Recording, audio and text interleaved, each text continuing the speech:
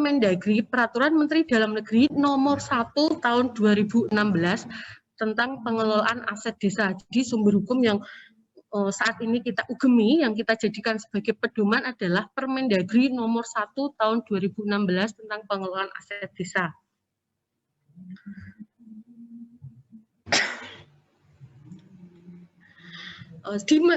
Di lapangan kita seringkali menjumpai permasalahan-permasalahan dalam pengelolaan aset desa, antara lain yang pertama, sebagian besar pemerintah desa tidak memiliki buku inventaris aset desa yang diupdate secara berkala. Dan yang kedua, sebagian besar pemerintah desa belum melakukan inventarisasi aset. Kemarin kami dari Dinpermades sudah pernah beberapa kali bersurat kepada kecamatan yang diteruskan kepada desa-desa. Salah satunya adalah untuk melakukan identifikasi atau inventarisasi aset yang dipunyai oleh desa. Dan kendalanya banyak sekali dari kecamatan yang belum mengirimkan data aset tersebut. Jadi untuk kedepannya saya harapkan dari panjenengan yang hadir di sini bisa menginfokan atau memberitahukan kepada pemerintah desa untuk tertib administrasi. Misalnya tahun ini kita habis membeli apa gitu ya, misalnya beli laptop, beli sepeda motor, atau beli apapun, harus dicatatkan di buku administrasi desa. Supaya apa? Untuk pengamanan aset desa. Misalnya kalau pergantian kepala desa atau pergantian perangkat desa, aset-aset desa itu masih tidak berpindah tangan. Kalau misalnya pindah bapaknya sudah tidak jabat, barangnya juga hilang. Makanya kita perlu adanya buku inventarisasi aset untuk ngecek barang, untuk tertib administrasi dan sebagai upaya untuk pengamanan aset desa yang ada di desanya panjenengan. Dan yang ketiga, banyak aset desa khususnya yang berupa tanah dikuasai oleh pihak yang tidak berhak atau oknum. Contoh kasus ini,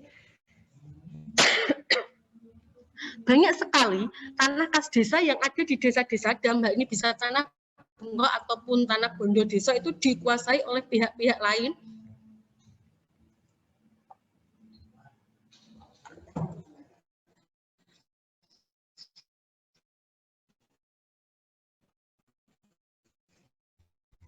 Dan yang sertifikatkan atas nama pemerintah. Menukik tadi sumber hukum kita Permendagri nomor 1 tanah kas desa, aset desa yang berupa harus disertifikatkan atas nama pemerintah desa.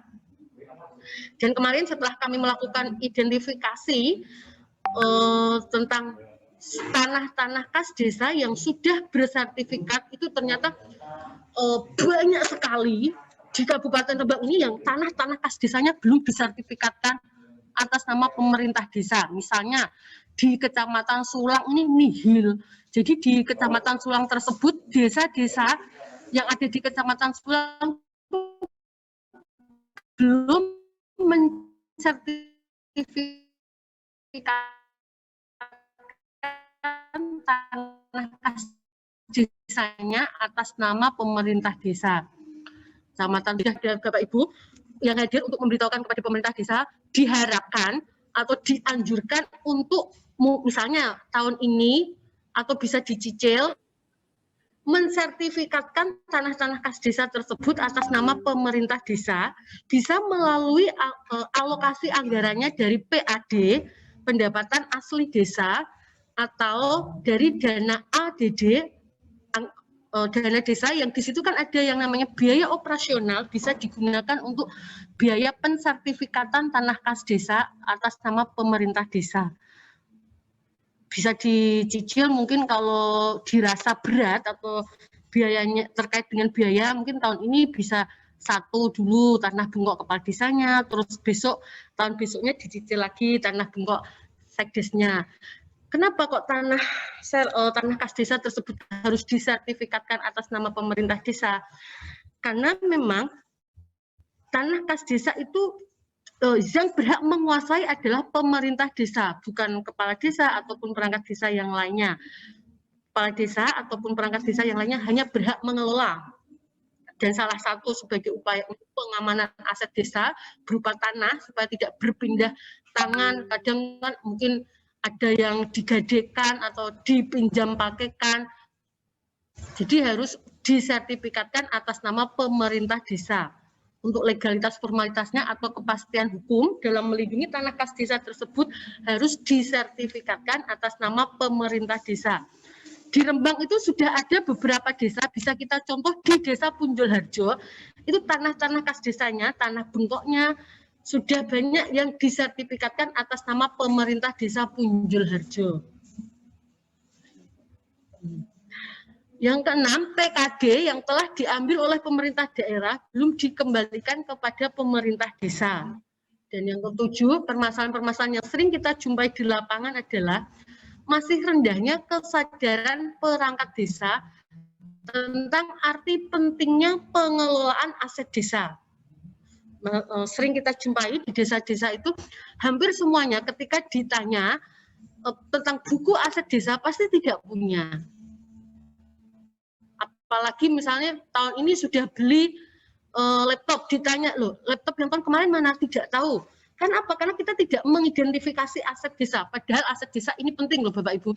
Ketika aset desa panjenengan sudah teridentifikasi dengan baik, aset desa ini bisa digunakan untuk meningkatkan PAD, pendapatan asli desa yang ada di desanya panjenengan. Kalau aset desanya itu sudah teridentifikasi dengan baik. Dan yang terakhir, aset desa khususnya tanah belum dapat memberikan kontribusi yang signifikan terhadap peningkatan PAD, pendapatan asli desa.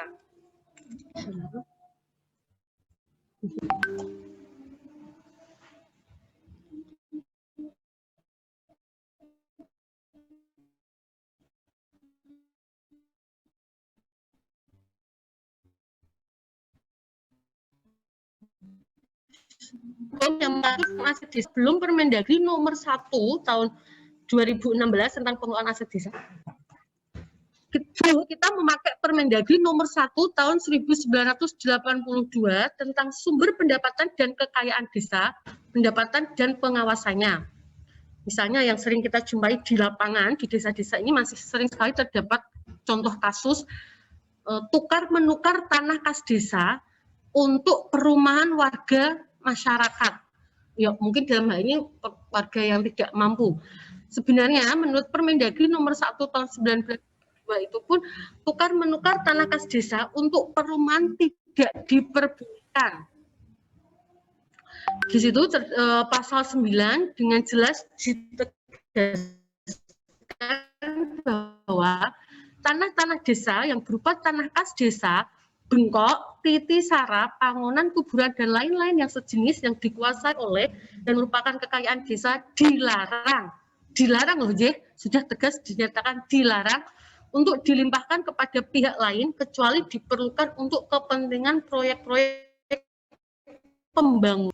Jadi misalnya pada tahun dulu, kita pun sudah diatur dengan tegas di Permendagri nomor 1 tahun 1982 bahwa tanah-tanah kas desa, tanah bengkok ataupun tanah bengkok khususnya tidak boleh ditukar gulingkan. Kalau kita menyebutnya tukar guling, tapi sebenarnya kalau bahasa Kemendagri adalah tidak diperbolehkan tukar menukar tanah kas desa untuk perumahan warga masyarakat, ya.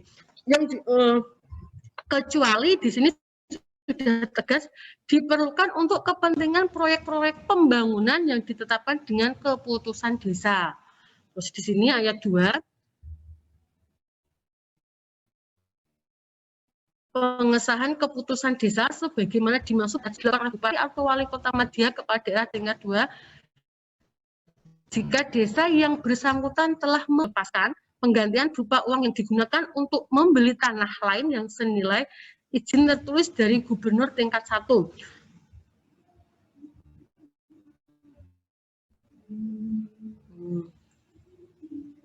Di sini di item Permendagri nomor 1 ini tahun 1982 sudah tegas dinyatakan tidak boleh melakukan tukar-menukar tanah kas desa untuk perumahan rakyat, ya.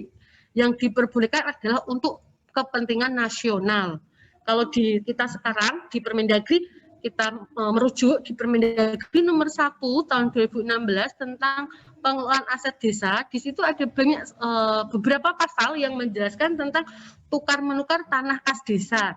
Tukar menukar tanah kas desa atau Bapak Ibu yang di desa mungkin kita menyebutnya dengan tukar guling, itu diperbolehkan dengan 3 catatan. Yang pertama, untuk kepentingan umum, untuk kepentingan umum itu di sini mungkin bisa untuk pembangunan jalan, pembangunan rumah sakit, atau yang di fasilitas umum lah, itu diperbolehkan untuk kepentingan umum. Dan permohonan izinnya, bagaimana proses permohonan izinnya? Nanti ketika sudah disetujui sama Pak Bupati, proses permohonan izinnya diteruskan sampai ke gubernur. Ingat ya, tukar menukar tanah kas desa atau tukar guling yang biasa jenengan sebut itu diperbolehkan dengan 3 catatan. Yang pertama, untuk kepentingan umum dan proses izinnya dari Pak Bupati diteruskan kepada gubernur. Dan yang kedua, bukan kepentingan umum. Bukan kepentingan umum. Bukan kepentingan umum ini misalnya kita bangun sekolah nih, ada salah satu desa mau bangun sekolahan. Dia kenapa kok bisa masuk di kategori bukan kepentingan umum? Karena sekolahan tersebut punya yayasan, mungkin yayasan Nahdlatul Ulama, yayasan Muhammadiyah, dan lain sebagainya. Itu masuk di kategori bukan kepentingan umum, karena punya yayasan, bukan kepentingan umum ini juga bisa untuk pengembangan industri. Misalnya mau ada pabrik yang berdiri di Kabupaten Rembang, dan kebutuhan itu tanah bengkok, jadi proses tukar menukar tanah kas desa bukan kepentingan umum untuk pengembangan industri. Proses izinnya bagaimana? Setelah proses izin setelah ditandatangani Pak Bupati, diteruskan kepada gubernur dan ditetapkan Menteri Dalam Negeri. Dan yang ketiga, tukar menukar selain untuk kepentingan umum dan bukan kepentingan umum. Dalam artian, misalnya tanah bengkok tersebut dirasa oleh panjenengan kok tidak produktif ya, mangkrak,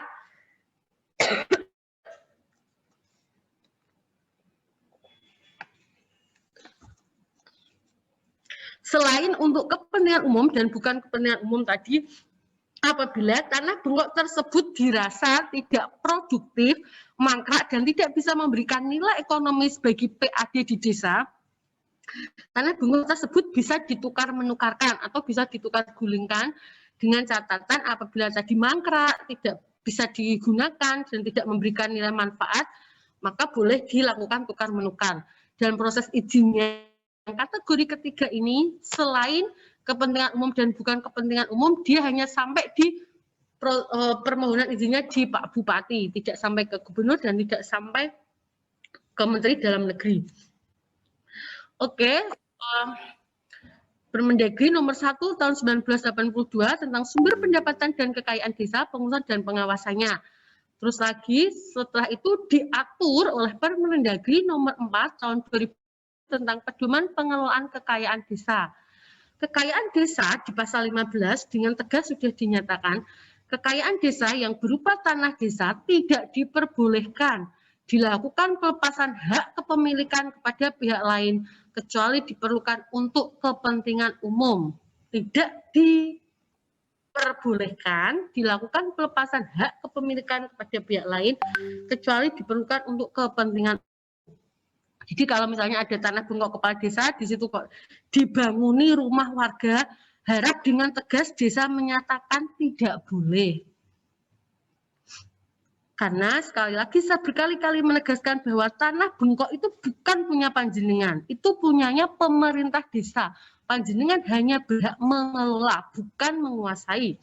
Terus di sini di pasal 15 ayat kedua, pelepasan hak kepemilikan tanah desa sebagai maksud pada ayat 1 dilakukan setelah mendapat ganti rugi sesuai harga yang menguntungkan desa dengan memperhatikan harga pasar dan nilai jual objek pajak NJOP.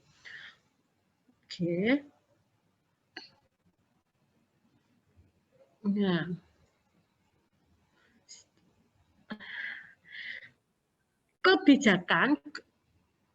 Kebijakan kabupaten dalam pengelolaan aset desa di sini adalah kami sudah berusaha membuat peraturan bupati tentang pengelolaan aset desa merujuk pada Permendagri nomor 1 tahun 2016 pengelolaan aset desa. Dan segera kami juga akan membuat surat edaran kepada seluruh kecamatan, kepada kecamatan yang ada di Kabupaten Rembang, tentang tidak diperbolehkan mendirikan bangunan tanah bengkok yang dalam hal ini ada tanah kas desa. Dan yang ketiga adalah menyiapkan alat bantu berupa aplikasi untuk mempermudah pelaksanaan penatausahaan aset desa atau SIPADES. Menyinggung dengan SIPADES, Bapak Ibu semua yang saya hormati, sekarang di Provinsi Jawa Tengah itu sudah ada yang namanya pengisian SIPADES secara online. Pengisian SIPADES secara online. Sistem pengelolaan aset desa secara online di Provinsi Jawa Tengah sudah digalakkan seperti itu. Tapi yang sudah berjalan, proses itu yang sudah berjalan itu baru di Kabupaten Wonogiri dan Boyolali. Di Rembang belum bisa. Kenapa di Rembang belum bisa? Karena di desa-desa yang ada di Kabupaten Rembang ini, pengisian SIPADES offline itu saja belum bisa. Pengisian aplikasi SIPADES versi offline itu saja belum bisa. Jadi mungkin nanti saya menghimbau atau menganjurkan kepada panjenengan semua untuk mengalokasikan anggaran, mungkin untuk mengalokasikan anggaran untuk pelatihan SIPADES, untuk pengisian aplikasi SIPADES yang ada di desanya panjenengan. Nanti kalau di desa-desa panjenengan sudah bisa mengisi aplikasi SIPADES versi offline, nanti dengan mudah kita akan pindah ke online. Jadi data-data yang sudah panjenengan isi di aplikasi SIPADES versi offline, kita sentuh saja, kita pindahkan ke webnya secara online. Karena kita belum siap, offline-nya saja kita belum bisa, kan begitulah Bapak Ibu semua. Untuk ngisi buka aplikasi SIPADES-nya saja mungkin kita belum bisa, apalagi pengisiannya itu secara offline loh, J. Bagaimana kita bisa mengisi secara online? Padahal di kabupaten-kabupaten lain itu ya sudah bisa mengisi aplikasi SIPADES secara online. Padahal di aplikasi SIPADES nanti, meskipun offline itu panjenengan juga sudah bisa klik laporan untuk melaporkan aset-aset desa yang ada di desanya panjenengan semuanya. Misalnya tanah kas desa, laptop, semuanya lah yang panjenengan beli berasal dari anggaran sah lainnya. Mesti kamu Ji, materi selanjutnya. Oke.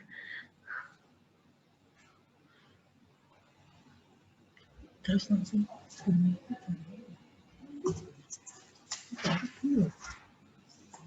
otak-otak langsung ini.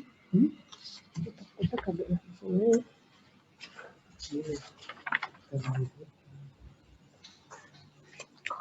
Saya lampiran lagi sih. Ini apa nih? Ini gitu. Ini. Saya cuma lampiran dulu. Oh,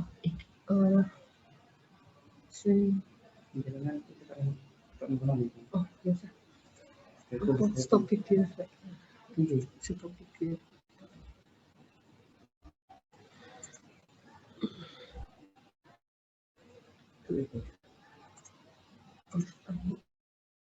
Mungkin lagi deh Bapak Ibu semuanya bisa membuka di Permendagri nomor 4 tahun 2007 tentang administrasi pemerintahan desa. Buku-buku apa saja yang diperlukan administrasi pemerintahan desa. Di Permendagri nomor 47 tahun 2007.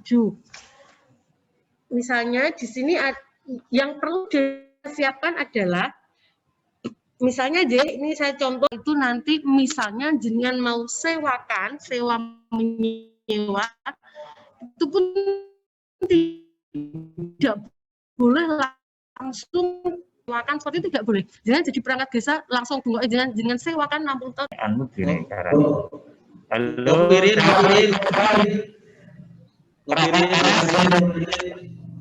Mas, suara kami terdengar, Mas. Dengar Pak Heru, sudah jelas, dengar. Halo Pak Heri, Jembatan Kaleri, Assalamualaikum. Assalamualaikum, Merdeka. Bapak Ibu semuanya, mohon maaf, ternyata memang seperti ini ada gangguan teknis, Pak. Suaranya tidak hasil. Suaranya nggak hasil. Gangguan teknis. Ngopi dulu, Bapak. Andi Mulyo, suara saya terdengar?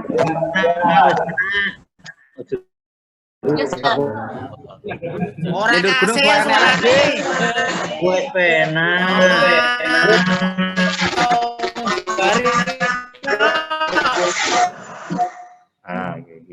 Baik, Bapak Ibu, mohon perhatiannya. Mudah-mudahan sudah bisa didengar sekarang. Sekap saya cek satu dulu untuk mana ini yang saya cek? Karas. Anut. Oke.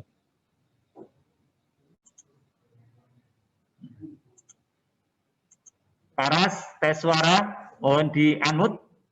Jenengan unmute. Karas, tes suara. Sudah, unmute. Nah, oke. Jelas, Pak. Sangat jelas. Sangat jelas, Sangat jelas, Pak. Nah, terima Bapak Ibu kasih semuanya, mohon maaf. Ya, gangguan teknis tadi hostnya karena ujuk-ujuk pindah. Dari kami pindah ke Jolotundo, nggak tahu tadi gangguan teknis apa. Ya. Ya, ini sudah kembali, kita lanjutkan ya, Bapak Ibu. Siap, Pak. Izin. Siap. Oke. Mohon dilanjutkan, izin kami dulu di Nasdes. Nah, oke.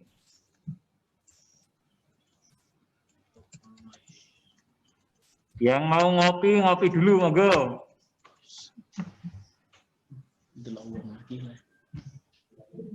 Oke, nggih, kami share screen ulang, Bapak Ibu, mohon bersabar. Oh, ini kenapa di betul di file?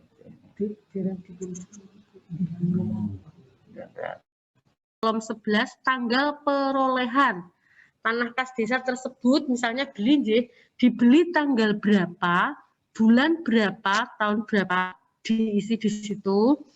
Kalaupun misalnya hibah ataupun bantuan, di situ juga diisi tanggal perolehannya. Terus geser lagi, Bapak Ibu ke kolom selanjutnya, jenis TKD, jenis tanah kas desa. Ada sawah, apakah dia sawah, bisa dicentang nanti, tegal, kebun, tambak atau kolam, tanah kering atau darat. Terus di kolom selanjutnya, kita pindah di patok tanda batas. Ada enggak kira-kira di desanya panjenengan tanah-tanah kas desa itu apakah sudah diberi patok-patok dibatasi atau mungkin diberi tanda batas yang lainnya yang bisa menunjukkan kalau tanah kas desa tersebut punyanya desa Tempaling misalnya atau punyanya desa Sekarsari Sumber. Di situ ada enggak kira-kira tanah-tanah kas desa tersebut apakah sudah dibatasi atau dikasih patok ya? Ada atau tidak? Kalau ada di centang ada, kalau enggak juga enggak. Terus papan nama tanah kas desa tersebut, baik tanah bengkok ataupun tanah bondodeso. Terus di sampingnya lagi lokasi. Lokasi ini bisa menyangkut RT RW-nya. Tanah bengkok kepala desa misalnya di RT RW berapa, desa mana, ngoten nggih. Terus sampingnya peruntukan. Digunakan sebagai apa? Misalnya untuk pertanian atau sesuai kegunaannya di desa. Terus yang terakhir itu ada mutasi. Mutasi di sini apakah TKD tersebut, tanah kas desa tersebut masih punya kepemilikan yang sama atau mungkin punyanya pemerintah desa Tempaling terus dipindah mutasi ini mungkin bisa tukar guling dulunya atau bagaimana. Kalau tidak ya nggak usah diisi. Kalau masih tetap punyanya desa ya tidak ada mutasi nggak usah diisi, dikosongi saja. Dan yang terakhir adalah kolom keterangan. Di kolom keterangan ini bisa diisi dengan catatan-catatan catatan lain yang dianggap perlu. Saya ulangi lagi, di sampingnya keterangan ada kolom mutasi, diisi setiap terjadi mutasi tanah kas desa. Apabila tidak terjadi mutasi tanah kas desa, dikosongi saja di kolom mutasi. Bapak Ibu, di penjelasan saya di Permendagri nomor 47 tahun 2016 tentang buku tanah kas desa, di kolom-kolom itu kira-kira ada nggak yang mau ditanyakan, apa sudah cukup jelas tentang penjelasan buku administrasi pemerintahan desa ini?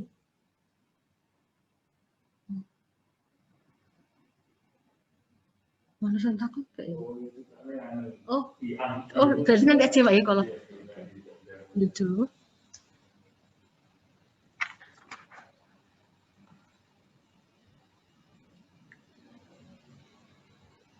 Terus itu lagi di A ke-6 ada buku tanah di desa. Tadi A5, ini A6. Di situ sama ada nomor urut, nama perorangan, badan hukum, jumlah, status hak tanah, sudah bersertifikat atau belum bersertifikat. Terus non pertanian, misalnya untuk perumahan, perdagangan, perkantoran, industri, atau fasilitas umum, sama dengan yang di atas tadi, penggunaannya, dia pertanian itu masuk di kategori sawah, tegalan, perkebunan. Kalau yang non pertanian ini ada peternakan, perikanan, hutan belukar, hutan lebat lindung, mutasi tanah, dan tanah kosong. Saya harapkan kepada Bapak Ibu semua yang hadir bisa menyampaikan kepada pemerintah desa di tempat panjenengan semua untuk menyiapkan buku administrasi tanah kas desa. Nanti panjenengan bisa searching atau buka di Permendagri nomor 47 tahun 2016 tentang administrasi pemerintahan desa. Di situ ada kolom contoh kolom apa saja. Nanti panjenengan print, terus jenengan isi buku tanah kas desa tersebut supaya kita bisa mengidentifikasi tanah-tanah kas desa yang ada di desanya panjenengan. Misalnya tanah bungkoknya perangkat desa, ada nggak yang terjadi mutasi atau kegunaannya sebagai apa? Sudah bersertifikat apa belum? Jadi saya mohon panjenengan setelah mengikuti rapat koordinasi penata usaha tanah kas desa ini bisa ditindaklanjuti dengan ngeprint atau bikin tabel sendiri juga bisa, Microsoft Excel, menyiapkan buku tanah kas desa yang di situ nanti ada pedoman cara pengisiannya. Kemarin di awal tahun 2021 sekitar bulan April, kami juga sudah mengirimkan checklist seperti ini kepada kecamatan, tapi dalam rangka untuk mengidentifikasi tanah-tanah kas desa yang sudah bersertifikat. Apa ini ya Pak ya? Lanjut nanti kita ke tanya jawab ya sampai jam 11. Iya Pak. Oke.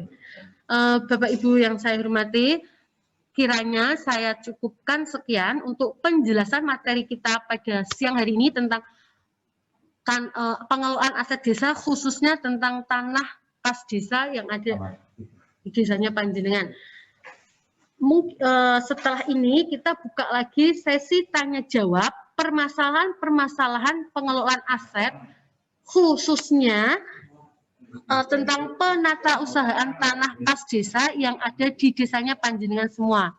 Jenengan bisa diskusi, bisa menyampaikan apa sih permasalahan-permasalahan yang panjenengan rasa selama ini, terus nanti kita bisa tanya jawab, diskusi bersama, mencari solusi bersama untuk menyelesaikan permasalahan yang ada di desanya panjenengan.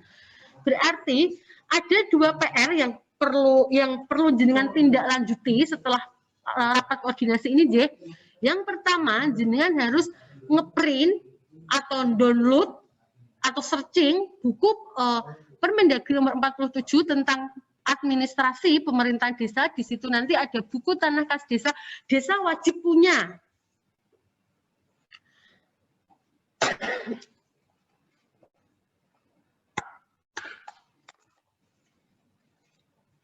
Desa wajib punya, jadi harus itu. Saya umumkan harus punya.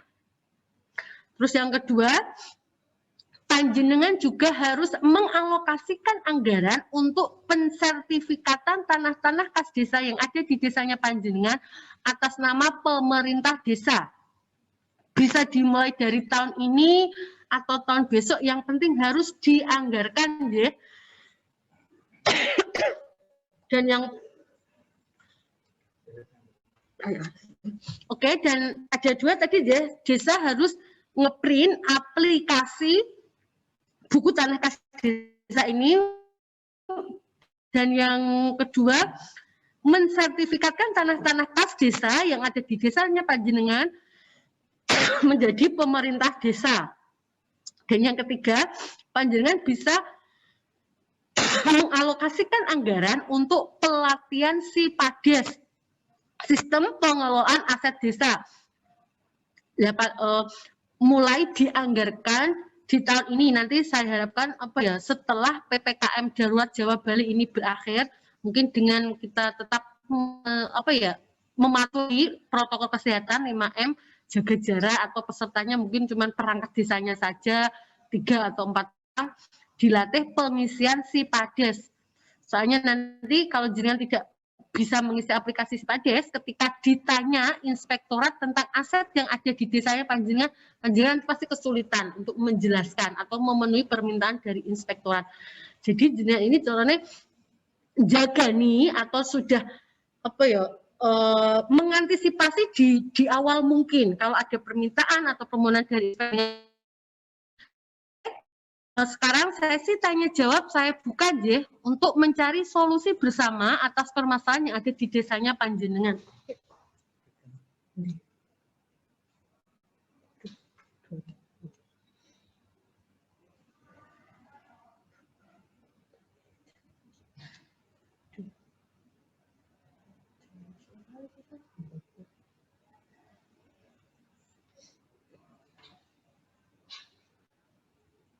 Nanti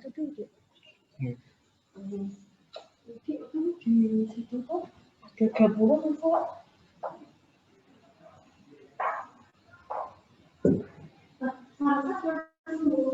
Nanti di situ ada BPN, atau tanah, ada gabungan, gabung besok.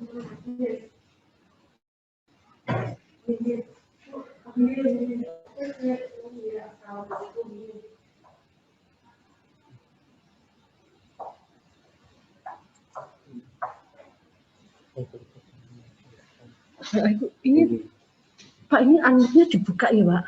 Mereka mau pada tanya. Anaknya bisa dibuka semua, bisa dipilih. Yang tanya itu bisa ambil sendiri. Bisa ambil sendiri. Mereka bisa ambil sendiri. Iya. Iya, dimatikan sendiri. Iya. Ini diri bisa. Oke. Sampai tanya ke amut, tapi kita ini. Itu anu dulu, Mas Dewa, aku mau hidupkan deh.